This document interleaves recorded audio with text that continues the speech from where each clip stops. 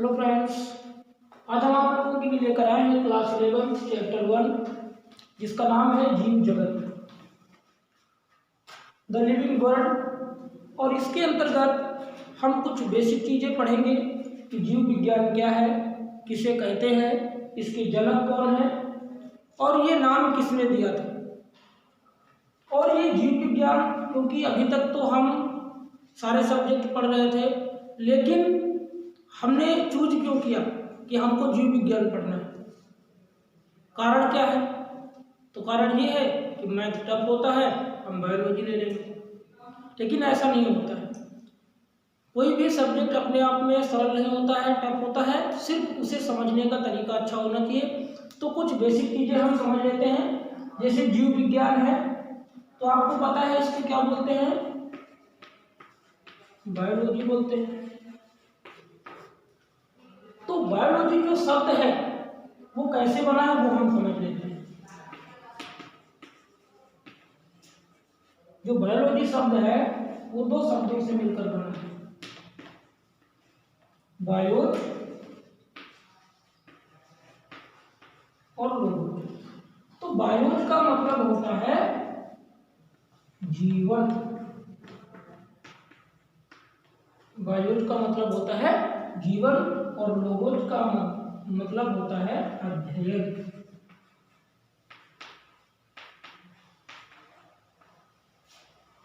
और जीवन का अध्ययन किसमें होता है?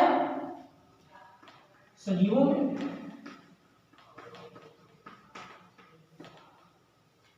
अर्थात हम कह सकते हैं कि सजीवों के अध्ययन को हम क्या बोलते हैं? जीव विज्ञान।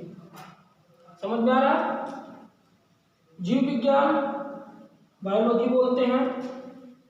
बायो शब्द का मतलब होता है जीवन और लोगोस का मतलब होता है अध्ययन। और जीवन संभव होता है सजीवों में, अर्थात सजीवों के अध्ययन को हम बोलेंगे जीव विज्ञान। एक बहुत इंपॉर्टेंट क्वेश्चन जो पेपर में पूछा जाता है कि ये शब्द किसने दिया, जीव विज्ञान शब्द किसने दिया? तो ये शब्द दिया था एक वैज्ञानिक थे जिनका नाम था लैमार्क, और उनके साथ में एक थे जिनका नाम था ट्रिविरेनस। दो वैज्ञानिक थे, लैमार्क और ट्रिविरेनस, जिन्होंने जीव विज्ञान शब्द को नाम दिया। अगर हम जीव विज्ञान के जनक की बात करें, पिता, तो पिता होते हैं अरस्तु।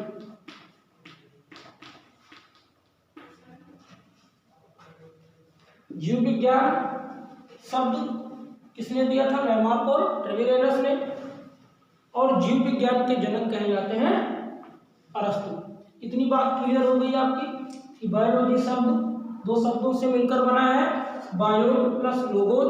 बायो का मतलब होता है जीवन और जीवन संभव होता है सजीवों में, इसीलिए हम कह सकते हैं कि सजीवों के अध्ययन को हम जीव विज्ञान कहते हैं। या इसको हम और अच्छे तरीके से कह सकते हैं कि विज्ञान की वह शाखा जिसके अंतर्गत हम सजीवों का अध्ययन करते हैं जीव विज्ञान कहलाता है। क्लियर हो गया? अब इसमें जो जीव विज्ञान है इसकी दो शाखाएं होती हैं। जो दो शाखाएं हैं वो एक तो होता है जंतु विज्ञान और दूसरा होता है वनस्पति विज्ञान।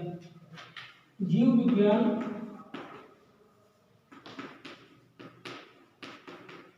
इसकी दो शाखाएं होती हैं। एक को बोलते हैं जंतु विज्ञान, जिसको इंग्लिश में बोलते हैं जूलॉजी, और दूसरा होता है वनस्पति विज्ञान। वनस्पति विज्ञान को हम बोलते हैं बॉटनी। तो जंतु विज्ञान सीधा ही दिख रहा होगा कि विज्ञान की वह शाखा जिसके अंतर्गत हम जीव जंतुओं का अध्ययन करते हैं जंतु विज्ञान कहलाता है। इसके जनक कौन होते हैं वो भी याद रखना, क्या है? अरस्तु।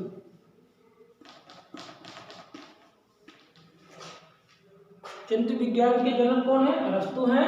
और वनस्पति विज्ञान के जो जनक हैं वो हैं थियोफ्रेस्टस।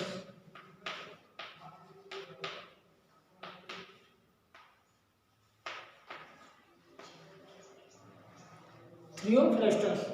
तो इतनी बातें आपको पता हो गई कि जीव विज्ञान शब्द किसने दिया, जीव विज्ञान के जनक कौन है, पिता कौन है। जीव विज्ञान की दो शाखाएं हैं, जंतु विज्ञान और वनस्पति विज्ञान। तो जंतु विज्ञान के जनक हैं अरस्तु हैं और वनस्पति विज्ञान के जनक हैं थियोफ्रेस्टस। तो इतनी बातें आपको क्लियर हो गई कि जीव विज्ञान के अंतर्गत अगर जीव विज्ञान किसे कहते हैं, जंतु विज्ञान क्या है, वनस्पति विज्ञान क्या है और उनके जनक क्या है और जीव विज्ञान को नाम किसने दिया। तो ये सारी बातें आपकी क्लियर हो गई, क्योंकि अब हम पढ़ रहे हैं जीव जगत, जो आपका पहला चैप्टर है। तो जीव जगत में हम इसका अध्ययन करते हैं, क्योंकि आपका जो पहला चैप्टर है वो है जीव जगत। जीव जगत में जो मेन पॉइंट है जीवों का जगत, जीवों का जगत जिसमें जीवों को रखा गया है। अब आपको पता है कि जीव जो है वो विभिन्न प्रकार के पाए जाते हैं। जैसे आपने इस पृथ्वी पर देखा होगा बहुत सारे जीव हैं, कुत्ता है, बिल्ली है, बहुत छोटे जीवों से लेकर के बड़े जीव पाए जाते हैं। और उन जीवों को जो अध्ययन करना वो इतना संभव नहीं है, इसीलिए क्या किया गया, एक जगत बनाया गया और उसमें जीवों को अलग अलग समूहों में, अलग अलग वर्गों में विभाजित किया गया। तो इस चैप्टर के अंतर्गत हमको यही पढ़ना है। इस चैप्टर के अंतर्गत 4 बातें पढ़नी है।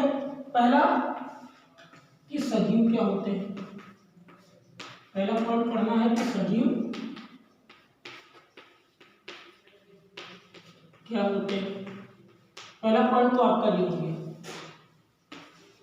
दूसरा पॉइंट हमको पढ़ना है कि जैव विविधता क्या होती है। जीव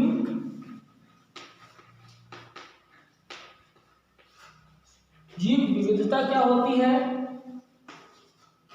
सजीव क्या होते हैं। और जो तीसरा पॉइंट है वो है वर्ग की संवर्ग, वर्ग की संवर्ग। और चौथा पॉइंट है वर्ग की संवर्ग या वर्ग की सहायता साधन, सहायता। इस पूरे चैप्टर में ये 4 पॉइंट ही हमको पढ़ने हैं कि सजीव क्या होते हैं, सजीवों के क्या लक्षण होते हैं, किन लक्षणों के आधार पर हम किसी जीव को पहचानते हैं। जीव विविधता का मतलब होता है कि जीवों में विविधता पाई जाती है, उनमें अंतर पाए जाते हैं। तो इसके अध्ययन करेंगे। उसके बाद फिर आ गया वर्ग की संवर्ग क्या होता है और वर्ग की सहायता साधन क्या होते हैं। तो 4 पॉइंट में आज इस टॉपिक में हम सिर्फ पढ़ेंगे कि सजीव क्या होते हैं और सजीवों के क्या लक्षण होते हैं, किन लक्षणों के आधार पर हम सजीवों को बांटते हैं। तो पहला पॉइंट हम समझ लेते हैं कि सजीव क्या होते हैं।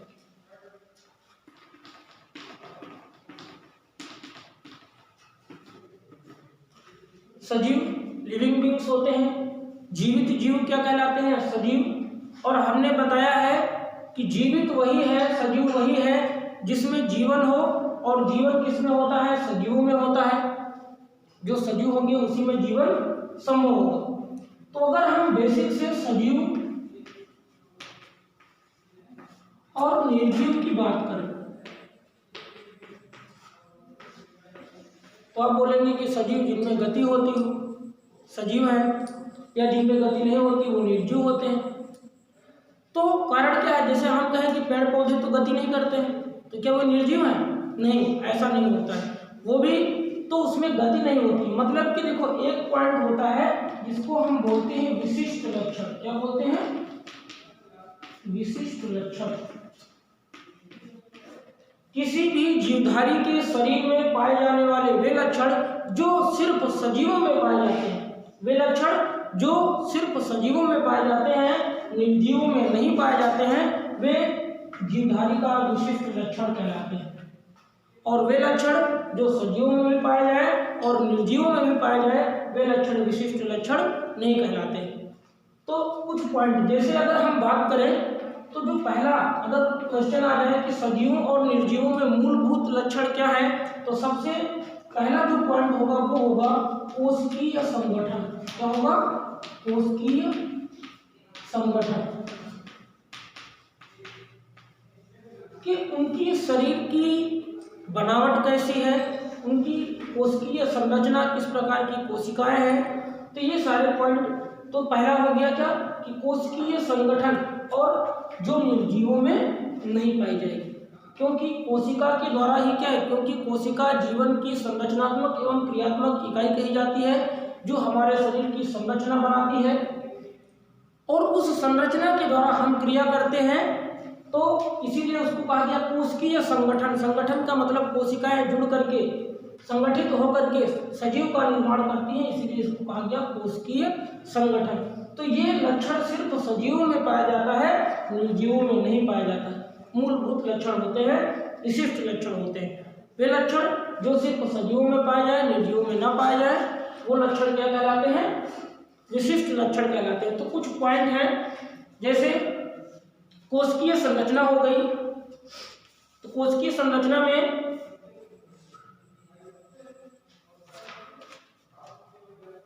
अगर हम बात करें कि क्या आपने कभी किसी कोशिका को देखा है, तो आप बोलेंगे नहीं, कोशिका तो हमने नहीं देखी है।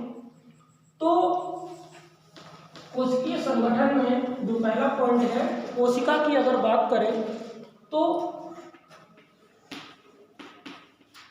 कोशिका जो होती है, कुछ कोशिकाएं हम अपनी नग्न आंखों के द्वारा नहीं देख पाते, लेकिन अगर हम बात करें कोशिका की और पहला क्वेश्चन करें कि सबसे बड़ी कोशिका, अगर हम इस पृथ्वी पर, इस संसार की बात करें, सबसे बड़ी कोशिका क्या होती है? सबसे बड़ी कोशिका,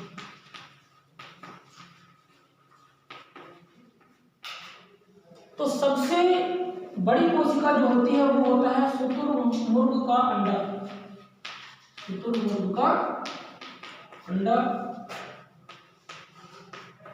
ये सबसे बड़ी कोशिका, उसका जो अंडा होता है वो एक कोशिका होती है। और पेपर में कई बार पूछा गया कि सबसे बड़ी कोशिका, तो सबसे बड़ी कोशिका क्या है? शुतुरमुर्ग का अंडा होता है। और अगर हम सबसे छोटी कोशिका की बात करें, सबसे छोटी कोशिका की अगर हम बात करें, तो सबसे छोटी कोशिका आपने नाम सुना होगा, माइकोप्लाज्मा।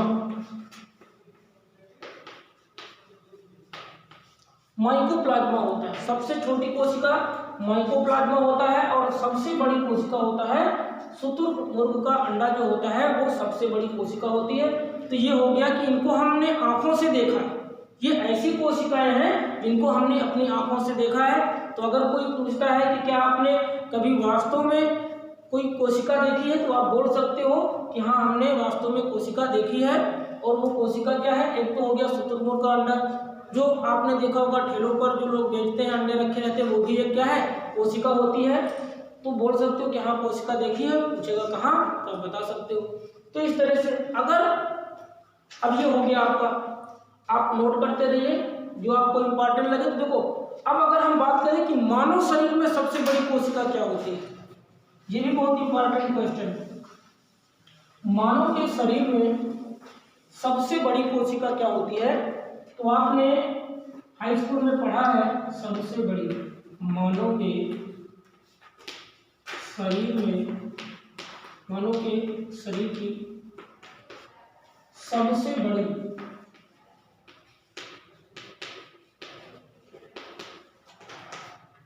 सबसे बड़ी कोशिका होती है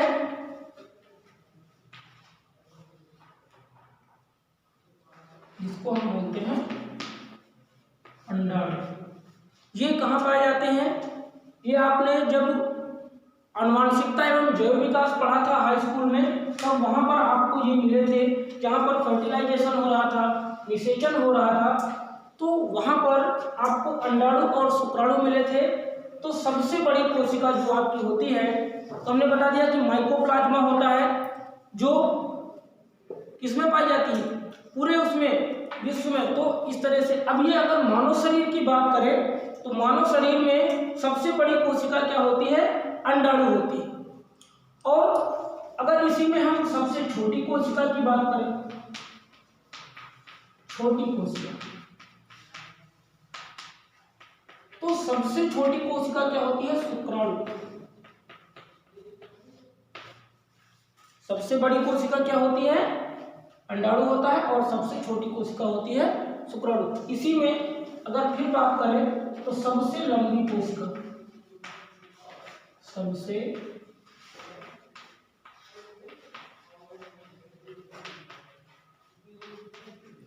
सबसे लंबी कोशिका की अगर हम बात करें तो आप सबको पता है, जो हमारे शरीर के पूरे अंग तंत्रों में फैली होती है, जिसको हम बोलते हैं तंत्रिका कोशिका। क्या बोलते हैं? तंत्रिका कोशिका।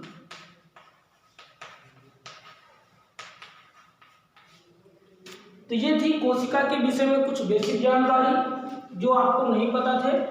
जैसे मानव के शरीर की सबसे बड़ी कोशिका अंडाणु, सबसे छोटी कोशिका शुक्राणु, और सबसे लंबी कोशिका होती है तंत्रिका कोशिका।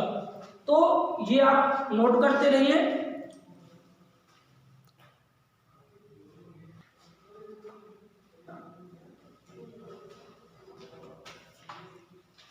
तो अब बात करते हैं जीवधारियों के दूसरे लक्षण की।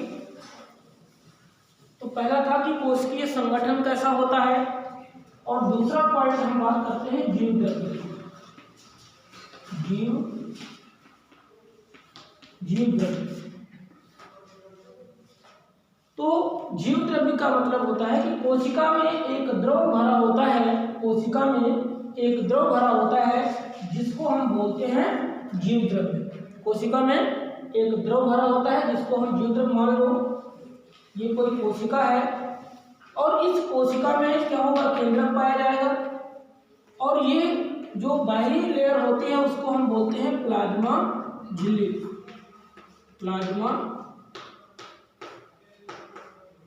प्लाज्मा झिल्ली होती है, केंद्रक होता है, और यहाँ पर जो होता है कोशिका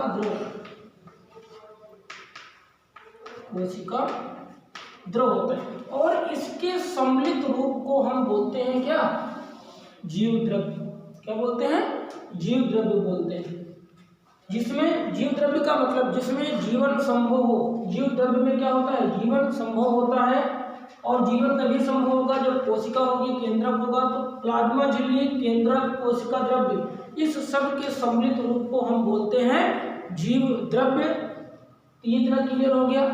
कोशिका में एक द्रव भरा होता है जिसको हम जीव द्रव्य बोलते हैं, और इसके सम्मिलित रूप को, इन प्लाज्मा झिल्ली, केंद्रक और कोशिका द्रव के सम्मिलित रूप को हम बोलते हैं जीव द्रव्य। और इसी में अब एक अगला पॉइंट आता है जिसको हम बोलते हैं जैव रासायनिक अभिक्रिया। क्या बोलते हैं? जैव रासायनिक अभिक्रिया। तो ये तो दूसरा पॉइंट था जीव द्रव्य। जीव द्रव्य में फिर उसके आगे का जो पॉइंट आता है वो आता है कि जैव रासायनिक अभिक्रिया। जैव रासायनिक अभिक्रिया।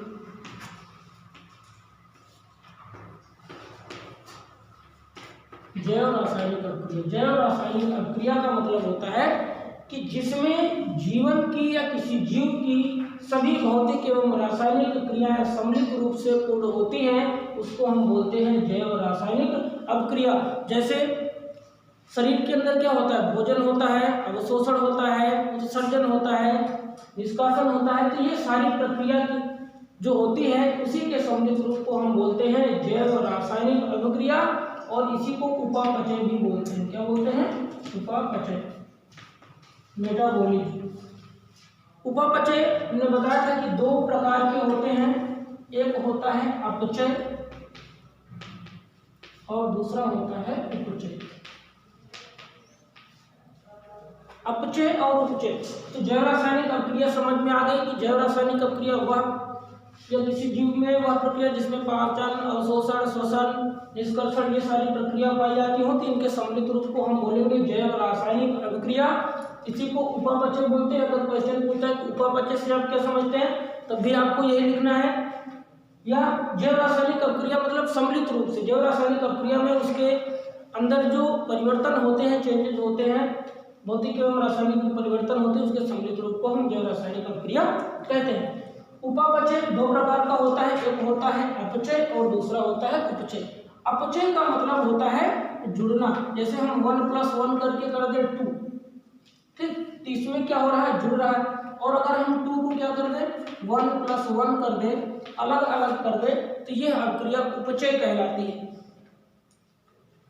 तो अगर हम बात करें तो इस जैव रासायनिक अभिक्रिया से क्या है, जीवन हमारा जो है वो बना हुआ है। क्योंकि जीवन बना इसलिए हुआ है क्योंकि इसी में पाचन, अवशोषण, श्वसन सारी प्रक्रियाएं हो रही हैं और इसके सम्मिलित रूप को हम बोलते हैं जैव रासायनिक अभिक्रिया।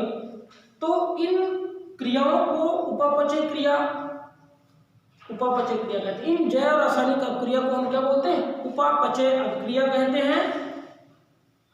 और इनमें क्या होता है, जीवन प्रकट होता है, क्योंकि श्वसन, उत्पादन, जितनी भी प्रक्रिया है वो सब इसी के अंतर्गत हो रही है, इसलिए हम कह सकते हैं कि इसमें जीवन संभव है। तो उपापचय दो प्रकार की होती है, अपचय और उपचय। तो उपचय में जुड़ना होता है, उपचय में क्या होता है, गलत हो गया थोड़ा, उपचय में होता है जुड़ना और यहाँ पर क्या होता है, अपचय में अलग। तो अगर हम उदाहरण की बात करें कि अपचय और उपचय को कैसे परिभाषित करेंगे, तो उपचय का सीधा उदाहरण आप दे सकते हो प्रकाश संश्लेषण का। किसका दे सकते हो, प्रकाश संश्लेषण का। चलिए हम देख लेते हैं। तो उपचय और अपचय ये दो प्रक्रियाएं हैं। तो आप यहाँ तक उपापचय तक समझ चुके हैं। अगला टॉपिक आपको अगले वीडियो में बताएंगे, वहां पर उपापचय और जो बचे हैं जैसे जनन हो गया, श्वसन हो गया, जो भी जीवधारियों के कुछ लक्षण जो बचे हुए हैं वो आपको अगले टॉपिक में बताए जाएंगे। तब तक के लिए धन्यवाद।